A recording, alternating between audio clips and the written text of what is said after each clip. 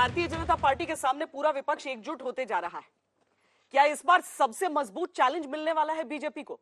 Third degree में इन सवालों के साथ अंजना ओम कश्यप और मैं श्वेता सिंह आपके सामने हाजिर हैं। नीतीश कुमार निकले हैं विपक्ष को जोड़ने, राहुल गांधी निकल पड़े हैं देश को जोड़ने के लिए। बीजेपी कहती है कि देश को तोड़ने के लिए राहुल गांधी निकले हैं। कितना दम है इस आरोप में? यूनिफॉर्म सिविल कोड पर क्या कहना है मौजूदा सरकार का, भारतीय जनता पार्टी का? और रविशंकर प्रसाद, पूर्व कानून मंत्री, आज क्या पार्टी के अहम सदस्य के तौर पर देखे जा रहे हैं? तमाम सवालों के जवाब जानने के लिए आइए स्वागत करते हैं आज थर्ड डिग्री की कुर्सी पर पूर्व केंद्रीय मंत्री, मौजूदा सांसद और वरिष्ठ नेता बीजेपी के रविशंकर प्रसाद जी। रविशंकर जी आइए। आप दोनों को नमस्ते, स्वागत है आपका। स्वागत, धन्यवाद। लेकिन जैसा कि थर्ड डिग्री की परंपरा है कि हमारी तीसरे जो कुर्सी है वो एक इन्वेस्टिगेटिव ऑफिसर की होती है, स्पेशल इन्वेस्टिगेटिव ऑफिसर। कहाँ है वो? हिमांशु मिश्रा है, 17 साल से भारतीय जनता पार्टी कवर कर रहे हैं और अंदर बाहर दोनों जगह की खबरें रखते हैं। सुशासन बाबू, नीतीश बाबू रविशंकर प्रसाद जी के लिए सुशासन बाबू थे, अब धोखेबाज हो गए।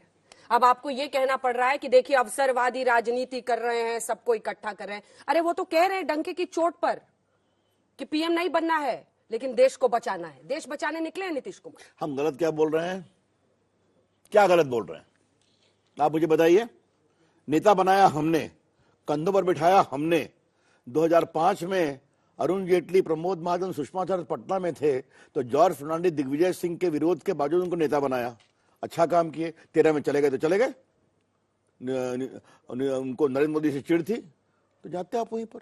40 में 2 हो गए तो फिर लालू जी के पास चले गए तो चले गए तो चले गए। फिर 2 साल में फिर चिढ़ गए, उनसे भ्रष्टाचार का जवाब नहीं मिल रहा है। आपने गले लगा लिया बिहार के लिए, बिहार के विकास के लिए। आज वहां लूट, बमबारी, हत्या हो रही है, फिर चिढ़ गए।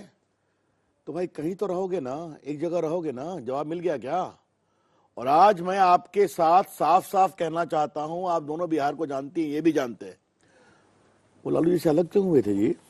बोलिए ना। नहीं तो आप लेकर आए थे, आपको मालूम होगा लालू जी से अलग हुए क्यों? चारा घोटाले की लड़ाई में 95 में, थोड़ा उससे मेरा संबंध है ना, आप जानती है ना। आप तो उनके साथ आए थे ना जातिगत वोटों के लिए। जीना जीना जीना, अभी रुकिए, अभी जाति को थोड़ा अलग रखिए। 95 में सुशील मोदी पिटिशनर थे, मैं वकील था पार्टी की ओर से। दूसरा केस ललन सिंह ने फाइल किया, जब समता पार्टी बनाई तो ये आए थे ना। तो कंधे पर हमारे आए, नेता बने, अटल जी ने रेल मंत्री बनाया, कृषि मंत्री बनाया, आगे बढ़ाया, चेहरा बनाया। रविशंकर जी, बिहार में नीतीश कुमार बीजेपी की भी मजबूरी थे। बीजेपी के पास कोई ऐसा चेहरा नहीं था जिसके साथ मुख्यमंत्री प्रोजेक्ट करके चुनाव लड़ा जाता। आप लोग अकेले गए थे, क्या हश्र हुआ था? दिखा आपने बहुत सही कहा। बिहार में सुशासन हमारा लक्ष्य था। मैं आपको ईमानदारी से साफ कहता हूं, लालू जी ने बिहार को जिस तरह से अपने ग्रिप में रखा था वो सच्चाई है, उसको हम अंडू नहीं कर सकते। लेकिन नीतीश बाबू, अब जो लालू जी उनको शब्द कहते हैं वो तो मैं नहीं कह सकता हूं, इसी को कहते हैं अवसरवादिता। और आपने हमको बहुत गुस्से में एक सवाल पूछा, नीतीश बाबू काहे के लिए छोड़े हमको? भाई मुख्यमंत्री थे ना, 17 साल से थे। श्री बाबू का भी स्टैंडर्ड क्रॉस कर गए। 3 चार्जेस। बीजेपी छोटी पार्टियों को, क्षेत्रीय दलों को खत्म कर रही है। पार्टी गुरूर से है, बात करने के लिए रिक्वेस्ट करने पर भी कोई उनसे बात करने को तैयार नहीं होता है। तीसरी बात उन्होंने कही कि अगर मैं इनके साथ रहता तो ये हम सभी को खत्म कर देते। एक चीज और उन्होंने कही रवि जी, उन्होंने कहा कि मैं अपमान का घूंट पी रहा था, अब अपमान का जो घूंट है वो बर्दाश्त नहीं होता है। चलिए हम आप दोनों की बात का जवाब दें। उन्होंने नरेंद्र मोदी के साथ क्या नहीं किया? मैं बोलना नहीं चाहता हूं कि भोजन क्या हुआ, इन्होंने क्या क्या शब्द कहा। मोदी जी ने उनके बारे में क्या कहा? हमें 73 सीट आई, उनको 45 आई, कहा मुख्यमंत्री ये बनेंगे। और पब्लिकली कहा कि नरेंद्र मोदी, नीतीश कुमार ऐसे नेता हैं जो राम मनोहर लोहिया, जॉर्ज फर्नांडिस के स्टैंडर्ड का नेता है। तारीफ की उनकी। तो ये आपने कहा कि उनकी लोग चिंता नहीं करते थे, एक फोन करते थे तो नरेंद्र मोदी उपलब्ध थे और अमित शाह उपलब्ध थे। लेकिन फिर मैं आपसे एक बात कहना चाहता हूं, पटना अमित शाह, नड्डा जी गए थे, क्या घोषणा किया था कि 24 भी साथ रहेंगे और 25 में नीतीश जी साथ रहेंगे, वो नेता बनेंगे। तो समस्या क्या थी? क्षेत्रीय दलों पर क्या कहा था नड्डा जी ने? हाँ, अब आता हूं। अगर हमको नीतीश बाबू की पार्टी को खाना था ना अंजना जी, तो 95 में ही सेटिंग कर दिया होते कितना इनको सीट आई थी? 7। क्यों नहीं किया? हाँ, फिर कह रहा हूं नहीं करेंगे, क्योंकि हम अपने साथियों का सम्मान करते हैं। आप जरा 1 मिनट सुनिए मेरी बात। अटल जी ने बनाया रेल मंत्री, और जॉर्ज साहब बहुत खुश नहीं थे कि इनको इतना बड़ा पद दे दिया। 2000 में मुख्यमंत्री बनाया, बहुमत नहीं मिला। तो ये खाने की बात तो बिल्कुल अपनी जगह पर है। और देखिए, सबसे बड़ी बात यह है कि नरेंद्र मोदी जी को 14 में बहुमत मिला, नरेंद्र मोदी जी को 2019 में बहुमत मिला, फिर भी उन्होंने कहा कि बीजेपी को पूरा बहुमत है, फिर भी अपने एलाइज को हम जगह देंगे, और जगह दिया। आप कह रहे हैं कि सुशासन लक्ष्य था, आपने आप खुद नाम दिया उनको सुशासन बाबू। तो अब कोई गठबंधन बदल लेता है तो आदमी थोड़ी बदल जाता है। जी ना, अच्छे तो आपको अभी भी लगता नहीं है नहीं ना? जी ना, एक बात कहनी है। देखिए, पहली बात, अगर आपके सवाल का तकाजा यह है कि क्या रिश्ते खुले हैं, तो रिश्ते बंद हैं। इंसानी रिश्ते रहेंगे, नमस्ते होगी, अच्छी बातचीत होगी, पुराने परिचित हैं, मित्र हैं, लेकिन पॉलिटिकल रिश्ते अब बंद हो गए। पहली बात ये तो 17 में भी, आपने 14 में भी कहा था, 13 में भी कहा था। नहीं, देखिए, आप एक बात फिर समझने की कोशिश करिए। बिहार में सुशासन की मजबूरी हमें जोड़ती थी, इसीलिए उनको सुशासन बाबू का दावा उन्होंने किया। उससे क्या फायदा हुआ अपनी जगह छोड़ दीजिए। लेकिन मैं फिर कहूंगा, यह इसीलिए था कि आज देख रहे हैं बिहार में बालू माफिया, आज फिर हत्या हुई है, कल हत्या हुई थी, लूट हुई थी। तो जो खौफ का माहौल है, उसके लगा कि देश की आवश्यकता थी, देश की अपेक्षा थी कि बिहार में एक सार्थक विकल्प बनना चाहिए। तो हम आए। अब आपने कहा वो चले गए, तो चले गए। तो मैं बिहारी भाषा में आपसे अगर पूछूं, श्वेता जी केकरा साथ गलथिन, मैं पूछूंगा ना, तो वही तो चले गए ना जिसे लड़ रहे थे वो। वहीं से तो आए थे, वही हो गए ना। पता तो था आपको कि वो किसके साथ। नहीं, एक मिनट, आपको राजनीति में कहीं तो ट्रस्ट करना पड़ता है ना। 17 में उन्होंने क्या सवाल किया? जो तेजस्वी जी के खिलाफ आरोप लग रहे हैं भ्रष्टाचार के, रेलवे घोटाला में, मॉल घोटाला में, उसका जवाब नहीं मिल रहा है। तेजस्वी ने कहा मैं जवाब नहीं दूंगा, मेरे वकील ने मना किया है, तो छोड़ के चले आए। तो जवाब मिल गया क्या? यही तो मेरे सवाल है। तो फिर घूम फिर के आते हैं कि आप प्रधानमंत्री बनने को तैयार नहीं है, ये आप कह रहे हैं। आप मुख्यमंत्री थे, मोदी जी, अमित शाह, नड्डा जी ने कंफर्म किया 25 में आप ही रहिएगा। तो आप काहे गए भाई? आप काहे गए भाई? पीएम बनने। बस हो गई बात ना। तो अगर अंदर में ये गुलाटी मार रहा है तो खुल के बताइए ना। बन जाएंगे क्या नीतीश कुमार प्रधानमंत्री बन सकते हैं? देखिए, ये जो आप जहां हमसे बातचीत कर रही हैं, ये काफी अंधेरा है ना, हालांकि उजाला यहां है।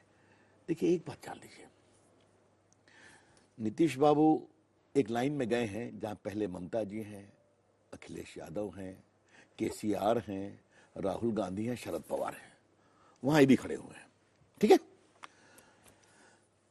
देखिए श्वेता जी, अब देश जो है ये 90 के दशक से आगे चला गया है। देवेगौड़ा, गुजराल जी, चंद्रशेखर जी, उससे बहुत आगे चला गया है।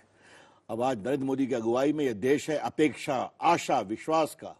और जिस तरह से कल मोदी जी ने कर्तव्य पथ के उद्घाटन में देश को जगाया है, आज देश उनके साथ खड़ा है। लेकिन 2024 के पहले 2022 में बिहार ने जान फूकी है विपक्ष में, जहां बाकी राज्यों में आप किसी ना किसी तरीके से, उस पर बाद में जाएंगे कौन कौन से हुनर हैं आप लोगों में, लेकिन बिहार में तो पटकनी हो गई ना सर। पैरों के नीचे की कालीन खींच ली गई और पता ही नहीं चला आप लोगों को।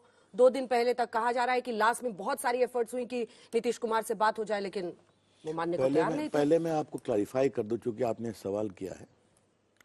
अमित शाह जी ने इनके जाने के 1 दिन पहले फोन किया था। उन्होंने कहा कि क्या हो रहा है? कहा नहीं, ऐसी कोई बात नहीं है। कहा ललन बाबू का क्या स्टेटमेंट आ रहा है? कहा जैसे आपके यहाँ गिरिराज जी बोलते हैं, हमारे ललन जी बोलते हैं। इसका क्या जवाब दिया जाए? मतलब आपको अंदाजा नहीं था कि वो चले जाएंगे? देखिए, फिर मैं कह रहा हूं, हम लोग का स्वर दूसरा संकेत मिलते थे हिमांशु, लेकिन अमित शाह जी देश के गृह मंत्री बात कर रहे हैं नीतीश कुमार से, और उनका जवाब मैंने आपको कह दिया, ऐसी कोई बात नहीं है। तो राजनीति में आपको कहीं तो विश्वास करना पड़ेगा ना। कितनी बार आप विश्वास करेंगे? 2005 में आपने उनको मुख्यमंत्री बनाया। 2009 के अंदर उन्होंने दिग्विजय सिंह को, जब बांका से चुनाव लड़ने की बारी आई, उन्होंने बाहर निकाला, आप चुप रह गए। 2010 में बीजेपी की कार्यकारिणी की बैठक के अंदर नरेंद्र मोदी के साथ जो पिक्चर्स छपी थी, उसके बाद उन्होंने आपका डिनर कैंसिल कर दिया। आप खून के घूंट पी के रह गए। 2010 के विधानसभा चुनाव के अंदर 102 सीटों पे लड़ने वाली बीजेपी 100 सीटों पे लड़ी, और नीतीश कुमार ने कहा था कि इससे ज्यादा नहीं दूंगा, नहीं तो गठबंधन तोड़ दीजिए। 2009 में आप 20 सीटों पे लड़े, वो 26 पे लड़े। आपने भी तो खून के घूंट पी पी बाढ़ के उनको वाला बढ़ाया है चेक ना, लौटा दिया था, बाढ़ चार- वाला चेक लौटाया था, तब आप फिर चुप भी- रह गए क्यों? ऐसा है कि और अपना कोई चेहरा आप आगे करते नहीं, आप इतने बड़े नेता हैं सर। आपके इसमें एक मैं चीज और जोड़ दूं और आप दोनों सुनिए। जब राम जन्मभूमि का केस में जीता इलाहाबाद हाई कोर्ट में, तो संघ की ओर से देश भर में कार्यक्रम आयोजित किया गया था कि क्या विषय था, क्या निर्णय हुआ है। मुंबई में, थाने में, पुणे में, लखनऊ में, भोपाल में हजारों की संख्या में लोग आते थे। रवि जी बिहार में छोड़ दीजिए ना, ये भी छोड़ा है, समझे हिमांशु जी? तो क्यों छोड़ा सर? छोड़ा इसलिए कि सही में खून का घूंट पीते थे। बिहार में जंगल राज और खौफ के खिलाफ सरकार चले, सीधा बता दिया आपसे। और आदमी जब ट्रस्ट करता है तो ट्रस्ट करता है ना। इनको जब सर पूरी सर एक सेकंड सर, पूरी दुनिया को समझ में आ रहा था, आपको नहीं समझ में आ रहा था? स्ट्रैटेजी ये बताई गई कि जो एमआईएम से जीते थे वो सब करके आरजेडी में JDU में फैसिलिटेट जाना किया गया कि आरजेडी में जाएं, आरजेडी सबसे बड़ी पार्टी बन जाए, आप लोग दूसरी बड़ी पार्टी बने, और आप लोगों को समझ ही नहीं आ रहा था। आप अपने आप को राजनीति के सबसे बड़े ज्ञानी आप लोग कहते हैं। उसका जवाब बहुत सिंपल है, ये सब बातें हम लोग जानते थे। लेकिन हमको लगता था कि जब नीतीश जी के उच्च स्तर पर यह बातचीत होती है और एक फोन कॉल पर अवेलेबल है, तो जब ये बात कह रहे हैं तो हमें विश्वास करना चाहिए। और क्या?